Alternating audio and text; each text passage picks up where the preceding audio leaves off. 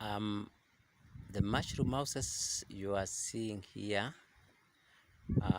were the British barracks located here in Lokitang. This was the Frontier district where the British Army had stationed the British government, or the colonial government by then, had stationed its troops. I tried to ask why the barracks were located in such a remote place in this part of the country, and somebody told me that the British were trying to stop the expansion of the Italians that had colonized Ethiopia briefly. So they came here purposely to stop the expansion of the Italians. Remember, during the First World War, the Italians were fighting on the other side against the British and its allies. So this was the British barracks, and as you can see, the houses are desolate. They have been left. They are in ruins. Some have been demolished, and it's a good historical site because it has its historical significance when you talk about the British protectorate or the British colony from 1920 onwards, and also about the East African protectorate. So you can see the mushroomed houses. This was where the British soldiers were living. We had probably other quarters, but basically this is where the army used to stay. I want to take you inside one of them. The round houses, as you can see, well built. They were of good start at that time, and if you see the way they were constructed, it looks like they were bullet or bomb proof.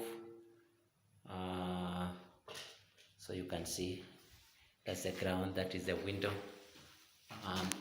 that is the roof, this is the floor, this is the floor.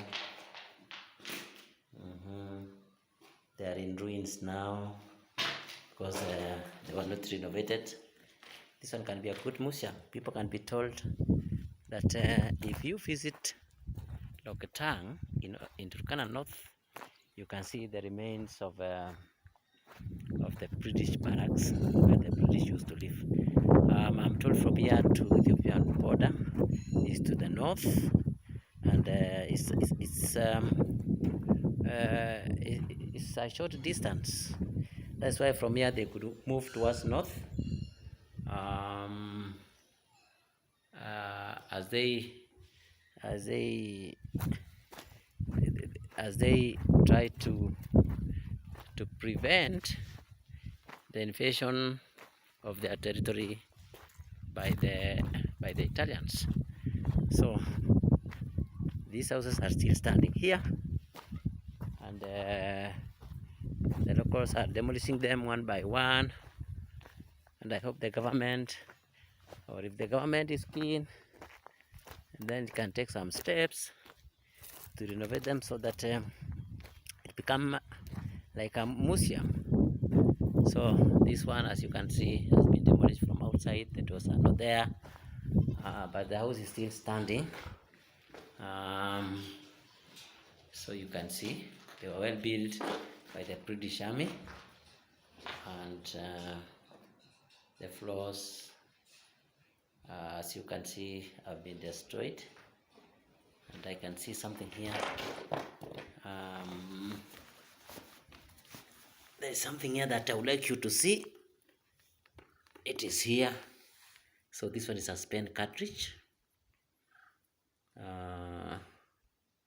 that probably was fired many years back, around 19. You can talk of 1920s or before then, and it is still lying here. So this one is a proof that actually this one was an army barracks. So there are several houses here. Some have been demolished. These ones are still standing. So you can see them up to down there. And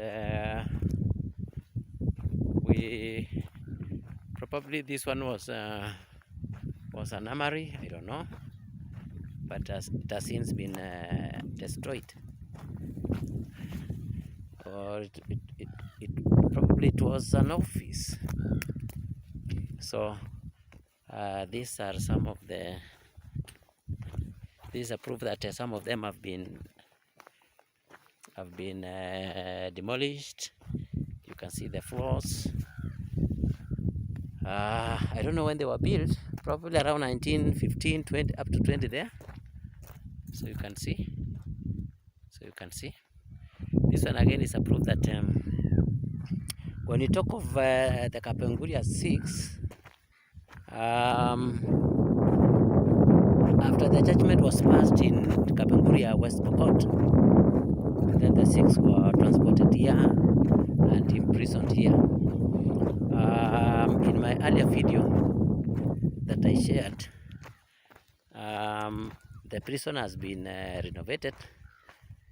There is a fence round, but that place had no wall, meaning that even the prisoners used to stay there and they couldn't go anywhere, because from here they could not figure their way out of this place back to their homes. So that's why they were brought here. One, to separate them from their community, since these are the people who had started fighting for independence. So they had created some awareness among the communities. They demanded their rights to be independent. So you can see this one. It is in total ruins, but a section of the wall is still standing. So you can see those are the houses. So I think the Kapenguria 6 were brought here because of the presence of the British troops here, and also it was a way of separating them from their communities, so that that communication, that political agitation for self-rule would stop. Remember, the others were taken far. We had Dedan Kimathi, was imprisoned in Kismayo, that is parts of Somalia, and the 6 were brought here. So they stayed here for 7 years. Of course, there was total security because of the presence of the British soldiers. So this is one of them. This one is still standing. It is still firm, as you can see.